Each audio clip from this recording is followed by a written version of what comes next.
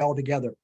All right, I'm Frank Knapp. I'm the president and CEO of the South Carolina Small Business Chamber of Commerce. I've been associated with the American Sustainable Business Network since 2010. Served on its board for almost a decade. And last year, stepped off the board so I could be the director of their Business for Democracy campaign that we ran in 2022.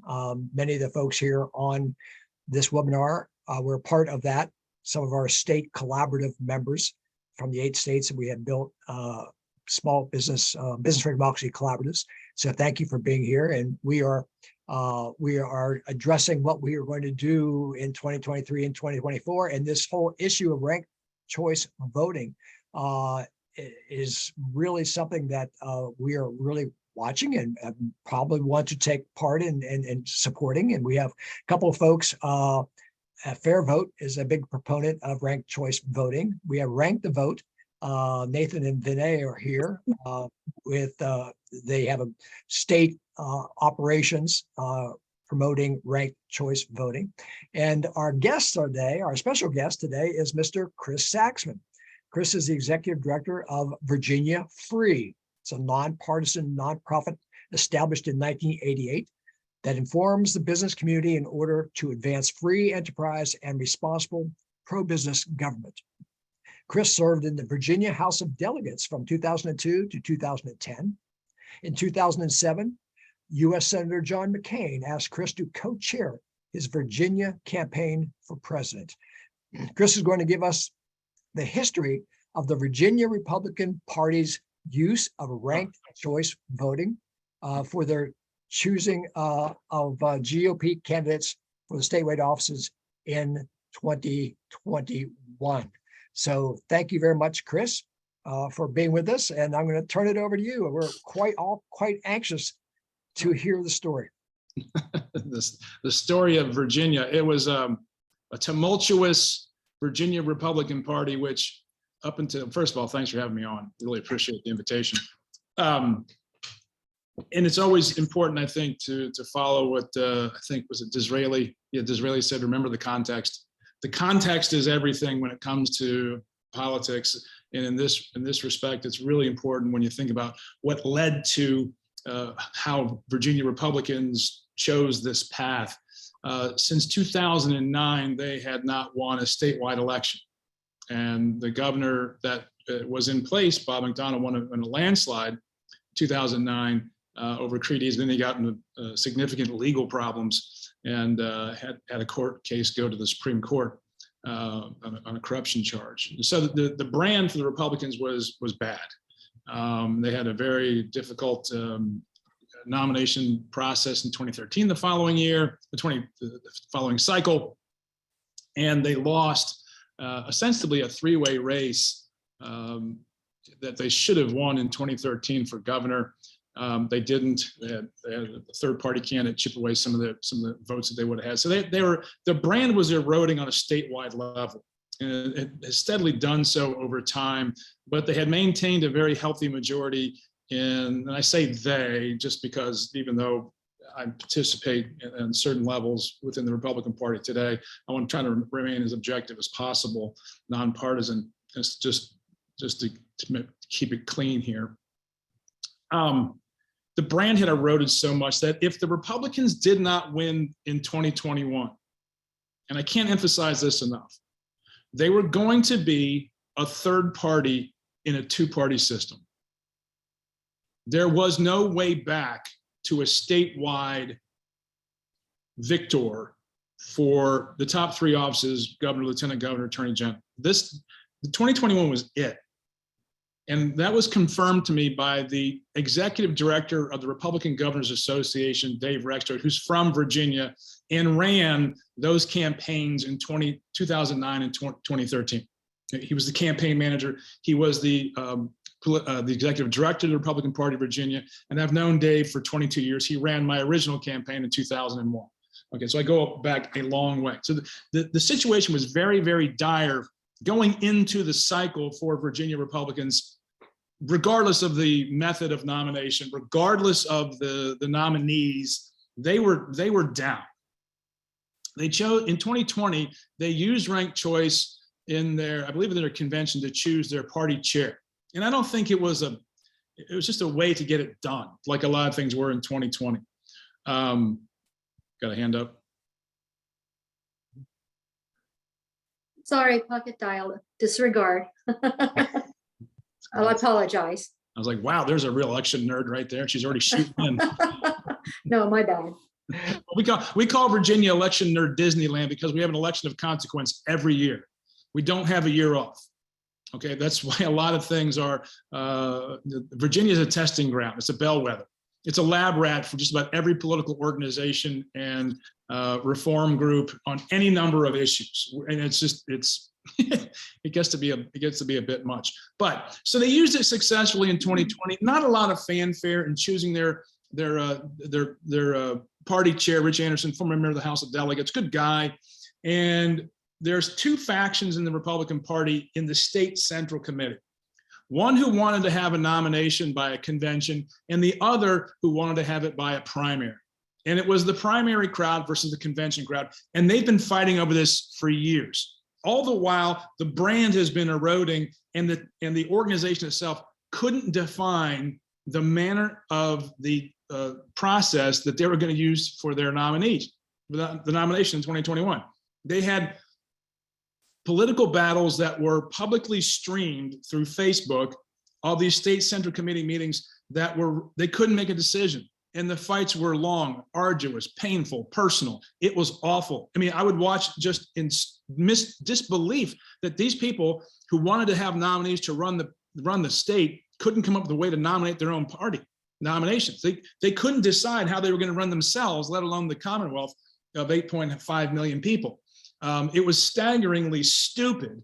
And as a former member of the House of Delegates and who's watched this process and watched Virginia politics closely for the last 30 years, it just got revolting. And they backed themselves into it's like that scene, some of y'all are pretty young, in Officer and a Gentleman, when Richard Gere is with Louis Gossett Jr. and he's spraying the hose on him, and he's telling him to give up, and Richard Gere screams, "I've got nowhere else to go." The Republican Party in Virginia had nowhere else to go. They couldn't decide convention. They couldn't decide primary. They said, well, how about ranked choice voting in what they called an unassembled convention around the state, because they were worried if they had a convention, the Democratic governor would shut it down because of COVID restrictions, which fed, of course, the conspiracy theories. Well, we got to do something. And so, okay, fine, we'll do ranked choice voting in an unassembled convention held around the state. They ended up with, I think, 35,000 participants, and they ranked choice. And they had never done it before, but it came across smoothly. I mean, the actual process for a paper ballot, hand counted, 30 some odd thousand ballots over several days, went very smoothly. It was well run. It was well trained. The candidates all accepted the outcomes. I believe it drew in more candidates who saw this as a vehicle to possibly be nominated for the party. So you had a lot more people saying, I've got a real chance here. And also, throughout the entire process, the vitriol that had basically been the brand of the Republican Party died down. They weren't, the campaigns, especially the gubernatorial campaigns, weren't at each other's throats. The negativity was, was always there in politics, but it was significantly reduced. Campaigns would tell you, I can't do this because I don't want to alienate the other voters down ticket in the other rounds. And that really did have, and we are careful to use this in the Republican Party, probably the Democratic Party as well, a moderating effect on the tone and tenor of the campaign. That was unmistakable. And I just, in my role at Virginia Free is to interview a lot of these candidates and inform the business community. So I did a lot of Zoom with a lot of candidate forums.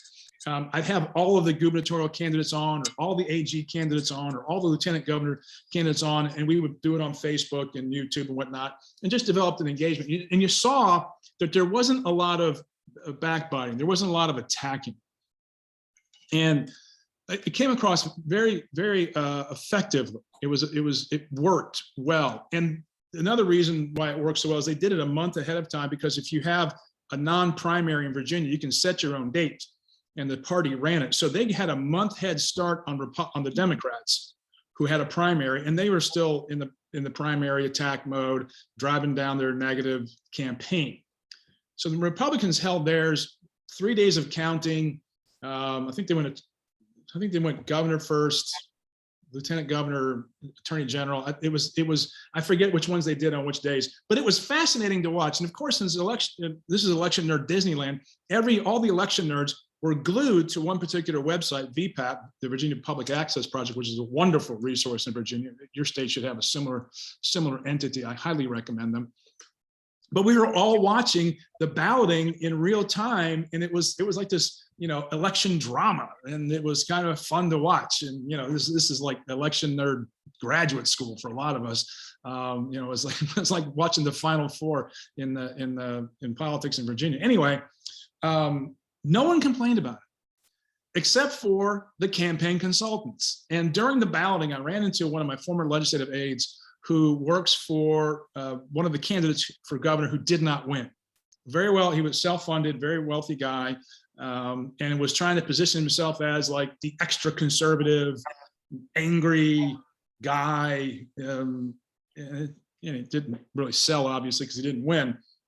But I ran into this consultant, and he goes, I know you're for Youngkin, and he was just all bitter, and I was like, come on, Tim, back it up a bit. He's like, I know you're for Youngkin, but this, we would want to go after, Youngkin, but, this stupid ranked choice voting wouldn't let us do it because we couldn't piss off all the other voters. I'm like, well, what's wrong with that?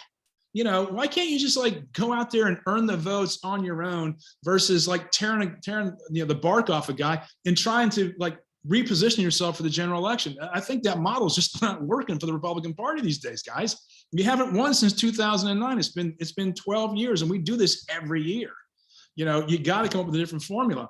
And he was just sour because the formula for campaign consultants it's psychologically damaging it has to be to them, that all they do is they do oppo research, find the nuggets in the narrative of their candidates, their opposition, and just attack them and just try to obliterate them and drive up their negatives. And it's a question of who the last person is standing in almost in some of these campaigns. But it didn't work because they didn't have the opportunity to do that, because they couldn't alienate voters. And candidates were actually saying, look, if I'm not your first choice, make me your second choice.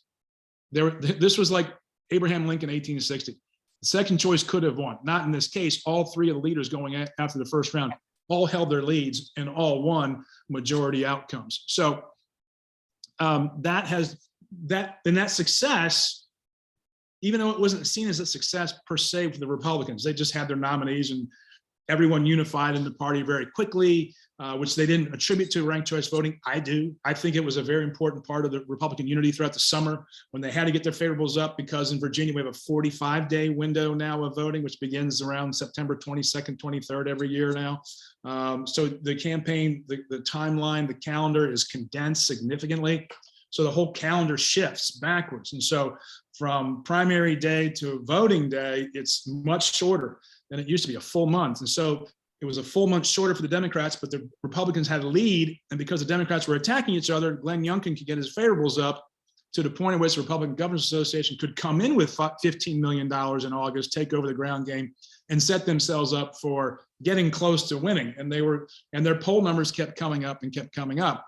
And they finally crested, early mid-October. They thought they were going to win by about 2 weeks out. They were hitting all their numbers on early balloting and whatnot. But anyway, they saw this as, a good thing. It was a positive, and it wasn't attacked by anybody. No one really even talked about the benefits of ranked choice voting. I did, because that's my job, is to analyze these things. Other congressional districts, however, in 2022 said, hey, maybe we should do this too, and we'll see what we can produce. And the results have been consistent.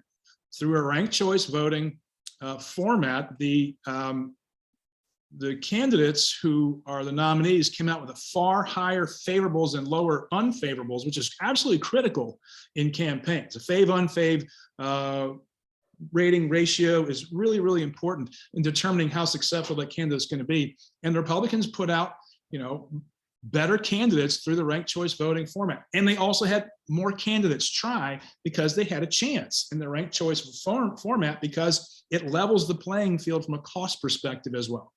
So that's a brief overview in history. I hope I put it in enough context for you that it's going to stimulate some conversation and questions, but if not, it's been great. See you later. Thank you very much, Chris. I think your story, the story of Virginia and ranked choice voting, is critical for everybody to hear. It is the pushback against those who think that ranked choice voting is some type of progressive thing that no Republicans would ever want to do. You have demonstrated it with the Virginia Party that what it does. I mean, you basically articulated exactly the benefits of ranked choice voting. And so we wanted to hear that. And thank you very much for telling that story. You mentioned that in 2022, congressional party, the GOP and congressional districts decided they were going to use ranked choice voting also. Could they make that decision on their own, and is it just for their district? The congressional district campaign committees make that on their determination on their own. Okay, interesting. And how many? And then the legislative districts in the House and Senate also do similarly how they want to have their nominations run. And I think there's a couple in Virginia this year. Then Liz or Brian might know. I think Senate District 1 and maybe Senate District 10, but I think 10 said to go to a convention. Where they have multiple candidates, they've done that. And the filing deadline isn't until April 6th, so we still have some time. Jennifer Roberts. Yeah, so I've heard the story of ranked choice voting. I think it's a terrific way to reduce polarization and, like you said, nasty campaigning. My question is, it sounds like these were internal party elections. Is that correct? So did you have to get the official okay or validation by the state board of elections, or however the state runs? Oh, it has to be allowed in state code, obviously. Right. Right. And then Okay. I don't know which states do and do not off the top of my head. I'm sure some of the resources here do, but it was the parties run their own nomination process, and that's the one they chose. So, and if they do, here's the kicker: if they do, they have to pay for it. Okay, I got it. So I'm in North Carolina. We have, I've seen Democratic Party internal election processes, and they're not pretty. We continue to have people who question even highly, backed up systems with cybersecurity experts, with, video cameras, all this ballot tracking and all that for primaries and for the general. And I'm just wondering why. I mean, you had 35,000 votes for a statewide office. That seemed like a really small percentage. And why do other people not get upset and, first of all, question the integrity of the counting and question the percentage of the electorate who got to make those decisions? Well, let me take those individually. Let's talk about the percentage of the electorate that is in the convention process, and then the integrity of the count. This is one of the uglier realities in party nominations, is that conventions, by their definition, are going to restrict or exclude a number of people. It is that they do it intentionally. And that is the convention crowd. Their thinking is, we make it a very difficult process to sign up and become a delegate to the convention. Make that difficult enough as it is. So you have to come to a particular part of the state to participate, take time out, maybe a day or two, depending on where you live. It can be up to 6 hours away in certain parts of the state to actually just get to the state capitol. And then, you have to stay through multiple rounds of balloting, and by design, because if your candidate isn't doing well, you might leave the convention for your next rounds. And people who organize the campaigns and the rules want that reality. They want that tumultuous, arduous process so that the most committed voters are going to stick it out. The primary folks, though, say, wait a second. We could have the state pay for a primary. We can have 100,000 people show up and vote, 150,000 people show up and vote, and we can get all that data and organize them in every precinct, in every neighborhood, or you want to have maybe 10,000 show up. Numerically, it makes no sense. They don't call it the stupid party for nothing, but the greed and corruption of the consultant class and certain elements within the Republican Party who frankly get their jollies off on this stuff. It's disgusting, but that's what they do. And they try to get elected to state central to determine these outcomes. It's a completely corrupt system. But because they were so committed to not doing something that would give Ralph Northam the upper hand, they said, if we do it this way, we can do an unassembled convention, but you still had to have delegates sign up and do all this kind of thing. But the fact that they got 35,000 is actually remarkable for a convention. It's actually a high number. Now the ballot security, because there was, I think there was like 11 areas, like 11 balloting places, maybe a little bit more. They secured the ballots physically. They were driven to Richmond. They were put in a ballroom with all security. And frankly, they had so many sets of eyes, human eyes, on every ballot, on every round. No one ever complained or took umbrage with any of the balloting. That there might be a ballot that they questioned and held in reserve, but none of it mattered because it was so well run and so well organized. And because remember the time, this is only 5 months, not 5 months after January 6th. So election integrity is at a fever pitch. And since we're so close to the district, and a lot of those entities that grift off of that are located physically in Virginia, all their spheres of influence are also in Northern Virginia. And that filters into the culture of a lot of party operatives in Virginia. So by its nature, it was a very, very dangerous proposition to have physical hand paper ballots being traipsed across this Commonwealth, put in a ballroom, but it was on the Republican Party. It was their brand at stake. So they did a great job running. And give Rich Anderson and the guys a bunch of credit. I'm sorry, one quick follow-up question. Yep. So if you did that a month before the official primary, then you didn't have your nominee, or you didn't have any Republicans on the primary ticket. There weren't, no, they chose. It was on your own. I gotcha. So you didn't need to put them on the ballot. So that was moot. Yeah. Wow. Brilliant. I don't know. I don't know. No, it was actually, they were actually, this is one of the reasons why they were actually smart. If they outwitted themselves, it wasn't intentional, I can assure you, but they did it basically on the first day you could nominate, the party nominations could happen. And if you do a convention, rather than wait to the end on primary day, you can have a convention on primary day or the weekend beforehand, but by doing it the very first day, what they tried to do was keep people out of the process. What it ended up doing was giving Republicans an organizational lead and a unification opportunity to get ahead of Terry McAuliffe and his four primary opponents on whatever, January 12th, 13th, 14th, whatever it was. Thank you. Thank you very much. I have there's some questions coming on the chat, so let me go ahead and address those. Is it Therese or Therese? Okay. Sorry, say that again. No, I was trying to make sure I pronounced your first name correctly. Her question is, said she was just looking at an article on ranked choice voting, and one commentator stated that it is possible to game the system. Okay. Her question is it? And we It had a doesn't follow-up sound question like about she's going to that. be ready to be discharged today. I mean, in previous times she's been under, they've kept her for several hours. Ooh. Chris, you want to address No, that? I don't think there's people always suggest there's a way to game the That's system. certainly going to be very difficult for me to. Got it. So Okay. Thank you. I don't think it is.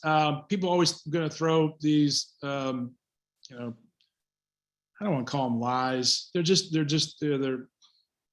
direct lies, maybe maybe an indirect obfuscation of what the reality is here, prevarication, I don't know what you want to call it, but it's just not mathematically, it's really, really difficult to do that. Once you have a lead and you're over 30%, you're pretty much going to make it. Depends upon the number of ballots that are in question there, but we haven't seen that in any of that in Virginia, and I haven't seen it in a real campaign that has shown that. That's the health. There's nothing like healthy skepticism, but I think that's unhealthy. And Chris, what would game the system mean? I have no idea. I mean, some of the experts in the RCV, reality might do that, but some people will say, don't do this to the ballot, or mark me one on every ballot and no one else, or they try to. Here's what they'll try to do. They'll say, okay, we're rank our guy number one, and the number two candidate who's polling number two, everyone rank him 7th. That might be a way to do that, but that washes out. It doesn't affect the final outcome. So because it typically washes out, and it doesn't really affect the final outcome, I don't think. Yeah, and Chris, I just want to throw out there that every time there's an election, a general election, there's always a fear that the other party people are going to, not a primary election, and a primary, it's like in South Carolina, we don't, you can vote in either primary you want to, right? And that they're always saying, oh, there's Democrats are going to run into the Republican primary and vote for the weakest candidate. Yeah. It never happens. It never happens here. And here's the Republicans. First, you have to have registration by state for it to matter, to keep people out. We don't have registration. There are no registered Republicans and registered Democrats in Virginia. We don't register. Technically, everyone's an independent unless you're actually on the ballot. In that sense, people could come into the system, and that's one of the reasons why Republicans will do a convention, is to keep the Democrats out, or people who aren't really Republican in the process, and why people want to grow the party and invite more people into the process. But if on election day, on a primary day, you have to choose. You can't do both. You only get one ballot, and that's it. So that's how the division is done at the election booth. So you really can't. Everyone claims these things can happen. No, they really can't. The question continues. What was your experience with the number of people participating in the GOP primary in 2021, I guess it was, versus years prior to that? You said there were 35,000 people participated in your GOP ranked choice voting effort. How did that compare to previous years? Well, previous years in the conventions, people were shut out because you had to get elected by your local committee. You had to sign up. You had to be voted in by the local Republican committee, basically certified that you now can go to the convention in usually, let's just say, Richmond, and you can show up on June 2nd to go to the convention and do that. And that's a very cumbersome process. Here, you sign in, you send your ballot, because a lot of it was, you couldn't do it in public, or it was done electronically. You get your delegate sign up form, you get certified, you go, okay, and you go to your local place and you vote and you go home. It's a lot easier. It was a lot easier for most people who don't really know the convention process, because basically there's almost a set group of convention goers. There's like a core group in every locality, and there's 130 some odd localities where you have to go to get certified to do all these things. So it's an organizational nightmare, and that's why certain campaigns really like it, because they're really good at it, and they can manipulate the rules and the outcomes because of all the relationships they have in the various committees to restrict access to people who they don't want to show up. And if you did happen to vote in a Democratic primary, they won't vote you in to go to the convention because you're not Republican enough. And they'll challenge your credentials to go to the convention. So you have that going on. And this one, for most people who showed up, they're like, okay, I'll stand in line for a little bit and get my ballot and go through it. It wasn't a big deal. And they looked at the ballot and said, I've never done this before. And they filled out the ballot. So like, okay, that seems fine. And they went on about their way. I mean, 95+% didn't have one problem with it whatsoever. And thankfully the weather was good, and it was a pretty favorable experience. Yeah, and I think that's the other concern, is that ranked choice voting might be confusing and therefore frustrating Very, and very little. I mean, look, the older we get, the more frustrated we get with most about everything. And that's, okay, here we are on Zoom. I was on a Zoom this morning and I was the youngest person by a lot. And it took people like 10, 15 minutes to log on. And they're all talking, am I on? Am I on? I'm like, seriously, y'all do this every month. Get it together. So you had people, there were some grumblings, but by and large, it was a very successful thing. And primarily because everywhere you went around the state, people weren't negatively campaigning. Fancy that, yeah. What about, was it possible in the elections, the primary elections that were held both at the state level for the GOP and now for the congressional level, was it hard? Did anybody complain about not being able to get enough information about each candidate? No, that has not been a problem given the amount of resources and access channels you get to get candidates. And look, they know who they're targeting. The technology in most campaigns, if they have a consultant worth their salt, they'll find the most committed voters, the affinity and propensity voters that they want and they target. It's micro-targeted. So yeah, if you even have the likelihood of showing up to one of these things, they're going to find you. Okay. Anybody have another question? I mean, campaigns have about 7,000 to 10,000 data points on every single one of us. They know who you are. They'll find you. But that's not scary. And we have James, your friend from Norfolk. Norfolk. Yeah, Norfolk.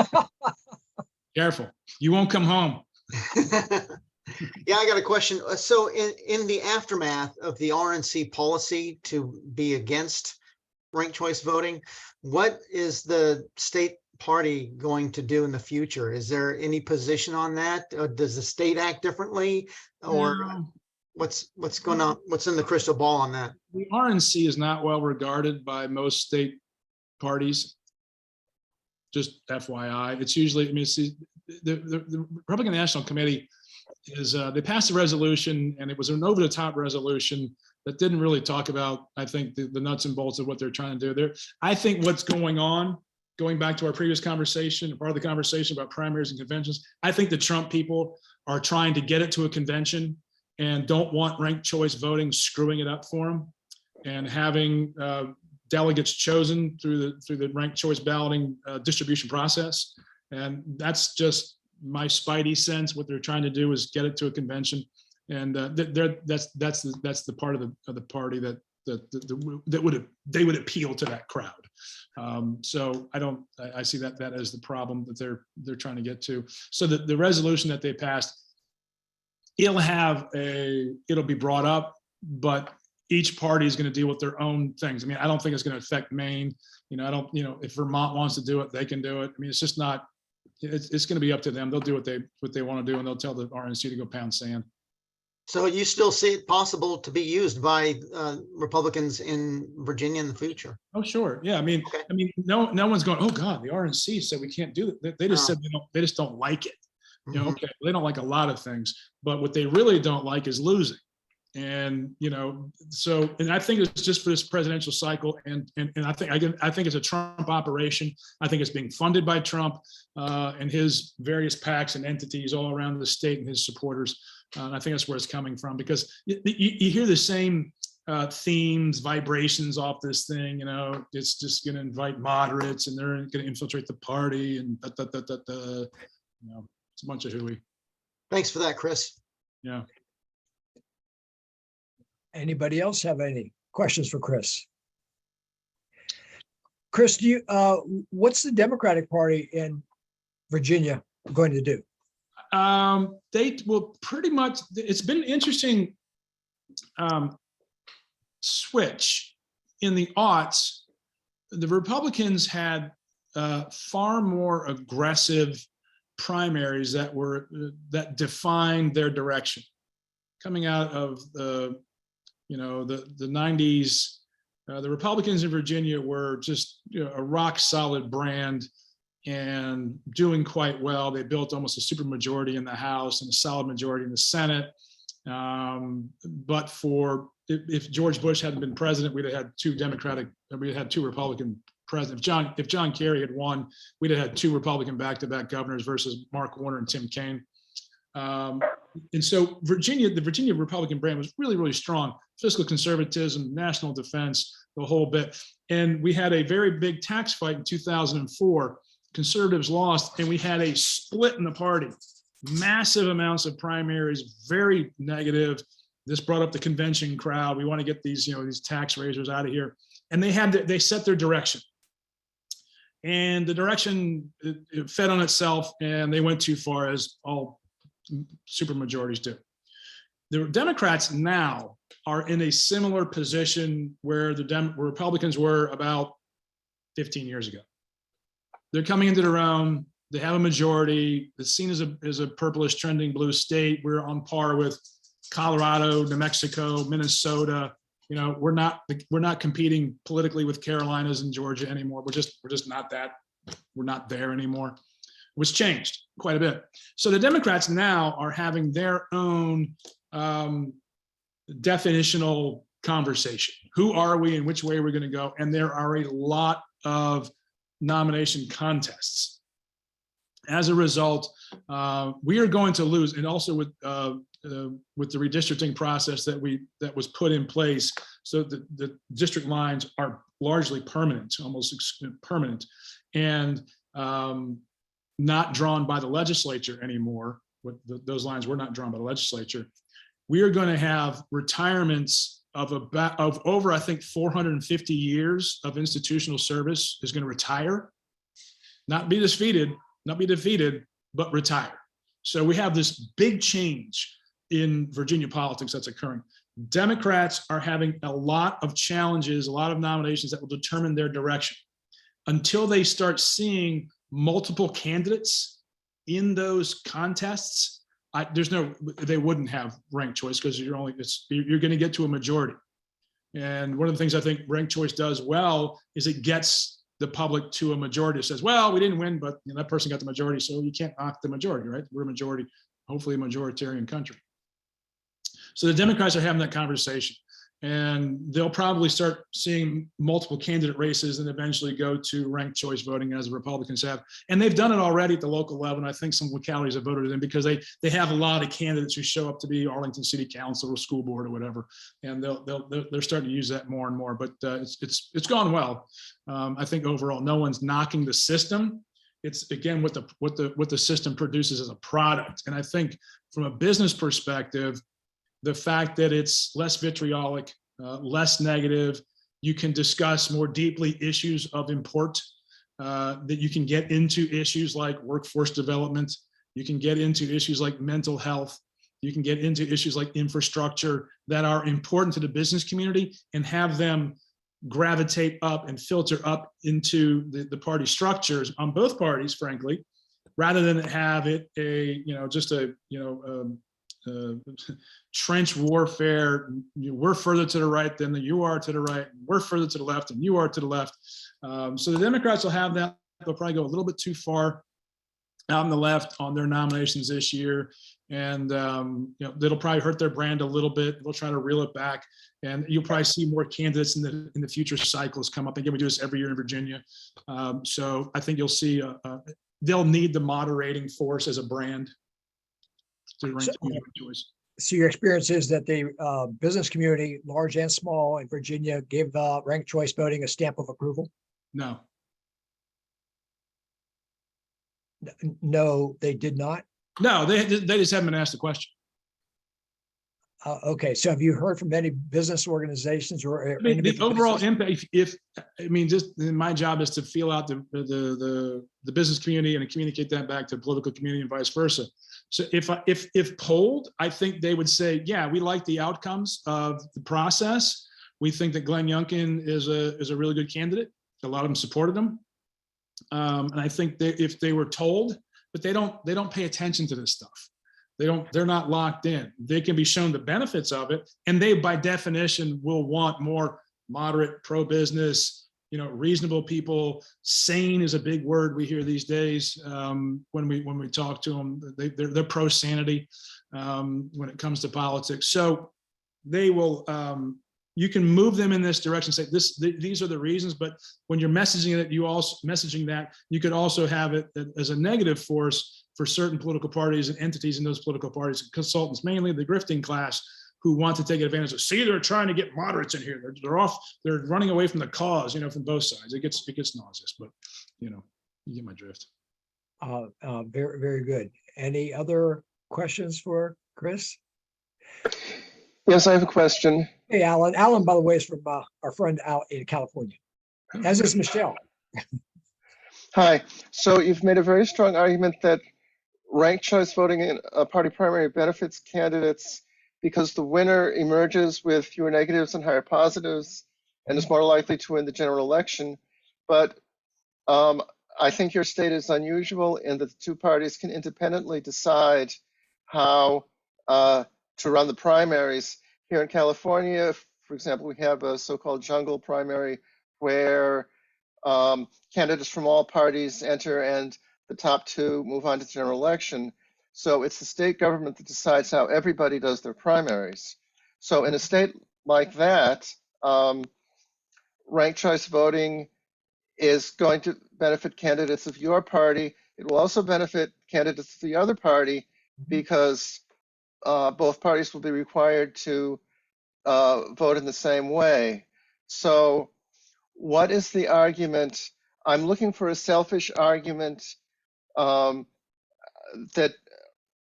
suggests that a candidate will want to support ranked choice voting for the selfish reason that he or she will be more likely to win. So how do you modify the argument for the case where both parties are required to run the primary the same way? If you're an incumbent and you can't get to 35%, you shouldn't be there in the first place and for your reelect. And because politicians, by their nature, love protectionist policies in the political sense. How much they talk about free trade, it doesn't equate to their own industry. So my appeal to them would be, if you're really selfish and want to get reelected, use ranked choice going forward, and you stand a better chance of being able to govern effectively and make difficult decisions, and without having to appeal continually to the base of your party. And you can take that any direction you want to in California. But if you think things are going in the right direction in California, don't change a thing. But if you want to continue to feed Texas and Florida and the Carolinas, your former constituents and your companies, please continue apace. Virginia would love for you not to do this. But from an incumbent protection program, I can't think of anything better than ranked choice voting. Thank you. Thank you, Alan. No One offense. last thing, we're running a little, not quite out of time yet, but I wanted to ask you, what about, I know that you all did your primary, ranked choice voting for the primary, it was all hand, ballots, cast by hand. What about all those voting machines out there? What's the cost going to be to convert these voting machines that are already out there to some that can actually read, ranked choice voting ballots? This is not my area of expertise, but from what I have come to understand about that, it is, while not an insignificant amount, it's not that much relative. I don't want to say nominal or marginal, but it's a software change. The key, in my estimation, and not talking from that perspective, I think it's imperative, having talked with people who do this around the country, former legislators in Georgia in particular, who went through a very difficult process, very controversial, contentious, but successful process. You need a paper ballot trail to mine the machines. Old school in that regard. And if you have a problem, you can back it up, because the machines are hackable. There's no getting around it. Just honestly, that's the God's honest truth. How you mitigate that is by having a paper ballot trail. And when it comes to these kinds of things, I don't think it's inordinately difficult or outside the realm of sanity to say, yeah, we should have a backup. All the election problems we've had in this country, all the questions that have been raised, I think to go the extra mile to get that done, to give the assurance to the American public, and frankly, the world public who watches American elections so closely, probably closer than a lot of us do, we should do that. But I don't think it's a big cost. And it can be done. Thank you, Chris. Chairman. Anybody else? All right, it's about 10 minutes to 4 Eastern time. I thank everybody for being on this call. I want to really thank Chris. Chris, this has been highly informative. So very much, yes, that applause for Chris. This is really going to be information that those of us who support ranked choice voting can carry forward in our pitch for why other jurisdictions should be doing this. So thank you very much. The recording we will send that out to everybody on this webinar, and we'll be sharing it widely with others. Chris, any final words?